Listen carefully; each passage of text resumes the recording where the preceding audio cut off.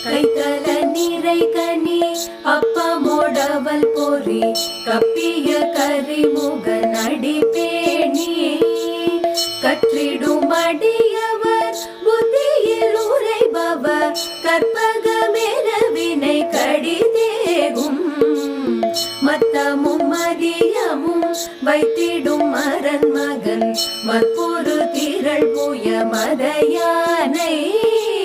மத்தள வயிரனை உத்தமி புதல்வனை மட்டவிழ் மலர் கொடு படிவேலே முத்தமிழ் அடைவினை முற்படுகிரிதனில் முற்பட எழுதிய முதல்வோனே முப்புறமேறி செய்த